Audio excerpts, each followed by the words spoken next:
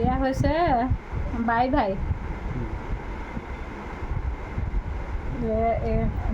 মোৰ মানুহজনৰ বায়েক হয়। তুমি ৰাইজলৈ কিবা ক'বানে? আজি কিমান দিনৰ মূৰত বা ঘৰলৈ আহিছে? কিমান আশা থাকে আৰু কেনেকুৱা লাগিছে?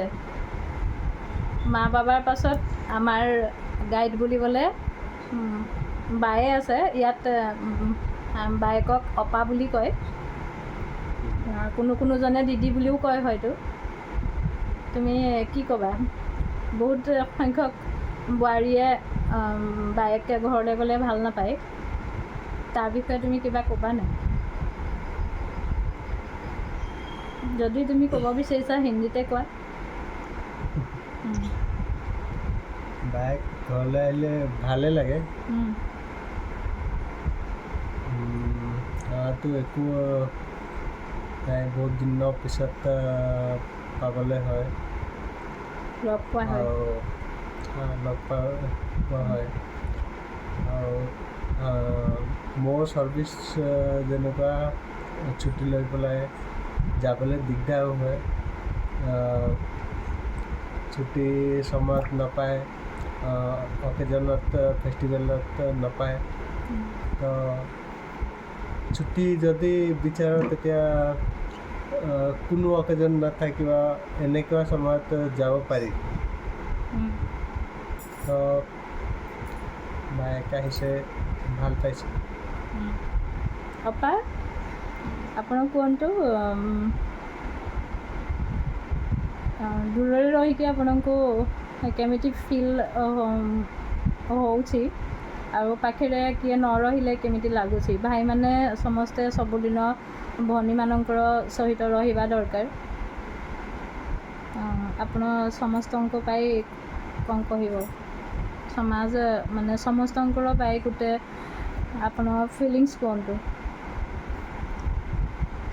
ବାପା ମା ପରେ ଏକା ଲାଗୁଥିଲା, ଏବେ ଭାଇ ଭାଉଜ ପାଖକୁ ଆସିଛି, ଭଲ ଲାଗୁଛି। ଏକା ରହିଲେ ଆଉ ନିଜର କିଏ ନଥିଲା ପରିଆ ଲାଗୁଥିଲା। ଅନ୍ୟ ଘରକୁ ଯାଇଛି, ମୋର ଆଉ ନିଜର କିଏ ମୋତେ ପଚାରିବାକୁ ନାହାନ୍ତି ଭଳିଆ ଲାଗୁଥିଲା। ଏଠି ଆସିଲାକୁ ଭାଇ ଭାଉଜ ପାଖରେ ରହିକି ସେ ଦୁଃଖଟା ଟିକେ ଦୂରେଇ ଯାଉଛି, ଭଲ ଲାଗୁଛି। ଆଉ ଥରେ ମୋର ସବୁ ରିସ୍ତାଟା ଠିକ୍ ଅଛି ଭଳିଆ ଲାଗୁଛି। ବାପା ମା ପରେ ନାହାନ୍ତି, ଭାଇ ଭାଉଜ ସେମାନେ ସାଙ୍ଗରେ ନିଜର ଭଳିଆ ଲାଗୁଛି, ନହେଲେ ଏକା ଲାଗୁଥିଲା। ଆପଣ ସମସ୍ତଙ୍କର ପାଇଁ, ସମସ୍ତ ଭାଇ ଭଉଣୀଙ୍କ ପାଇଁ କ'ଣ କହିବ? ସେମାନଙ୍କର ଭାଇ ଭଉଣୀ କେମିତି ରହିବା ଦରକାର? ଭାଇ ଭଉଣୀ ସବୁବେଳେ ମିଶିକି ରହିବା ଦରକାର। ଦୂରରେ ଥିଲେ ବି କେବେ କେମିତି ସବୁବେଳେ କଥାବାର୍ତ୍ତା ହେବ, ମିଶିକି ସୁବିଧା ଅସୁବିଧା ସମୟରେ ଭାଇ କି ଭଉଣୀ ତା ଦୁଃଖ ଜଣେଇ ପାରୁଥିବ, ଭାଇର ସେ ତାର ଜଣେଇବ। ଏଇଟା ଭାଇ ଭଉଣୀ ସବୁବେଳେ ଛୋଟବେଳେ ଯେମିତି ଆମେ କରିଥିଲୁ ସେଇଟା କରିବାକୁ। ସମ୍ବନ୍ଧଟା କେବେ ବି ପାହଡ଼ିବା କଥା ନୁହେଁ। ଆଉ ଭଉଣୀ ଯେତିକି ପିଲାମାନେ ମାନେ ମା' ବାପା ଯେମିତି କରୁଥିବ, ବଡ଼ ଭଉଣୀ ବା ଛୋଟ ଭଉଣୀ ଯେଉଁ ହେଲେ ବି ଭାଇମାନଙ୍କ ପାଇଁ ସେମିତି କାର୍ଯ୍ୟ କରନ୍ତି ନାଇଁ। ସେଇ ହିସାବରେ ଭାଇ ଭଉଣୀ ସମସ୍ତଙ୍କୁ ମିଶିକି ରହିବା କଥା।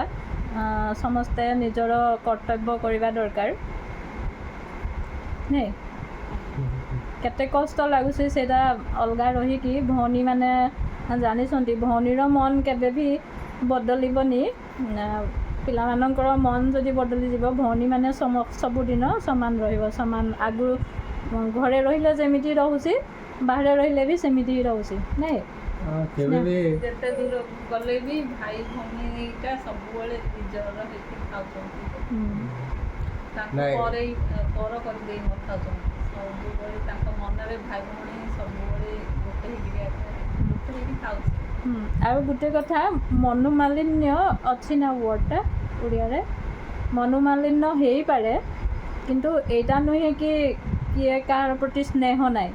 ସବୁବେଳେ ଯେମିତି ବର୍ତ୍ତନ ରହିଲେ ବହୁତ ବର୍ତ୍ତନ ରହିଲେ କ'ଣ ଖୁଟଖାଟ ଆବାଜ ହେବ ସେମିତି ହେବ, କିନ୍ତୁ ସମସ୍ତଙ୍କର ଚିନ୍ତାଧାରା ଗୋଟେ ନୁହେଁ। କେଉଁଦିନ ହେଲେ ହେଇପାରେ, କିନ୍ତୁ ଏମିତି ନାହିଁ କି ସମ୍ବନ୍ଧଟା ଭାଙ୍ଗିଦେବି ନାଇଁ। ସମ୍ବନ୍ଧଟା ଭାଇ ଭଉଣୀର ସମ୍ବନ୍ଧ କେବେ ଭାଙ୍ଗିନି। ଭାଙ୍ଗିବା କଥା ବି ନୁହେଁ। ଭଗବାନ ଦ୍ରୌପଦୀ ଆଉ କୃଷ୍ଣଙ୍କର ତାଙ୍କର ସମ୍ବନ୍ଧ କେବେ ଭାଙ୍ଗିଥିଲା କି କେବେ ବି ଭାଙ୍ଗି ନଥିଲା। ସମ୍ପର୍କଟା ସବୁବେଳେ ଥିବ, ଖାଲି ବୁଝାବୁଝିର ଦରକାର ଟିକେ। ବୁଝାମଣାର ସବୁ ସମ୍ପର୍କରେ ଟିକେ ଅଭାବ ହେଇଗଲେ ସେଟା ଦୂରେଇ ଯାଏ। କାହିଁକି କିଛି ଜିନିଷ କ'ଣ ହୁଏ, ମିସ୍ଅଣ୍ଡରଷ୍ଟାଣ୍ଡିଂ ଯେଉଁଟା ବୁଝାମଣାର ଅଭାବ ହେଇଗଲେ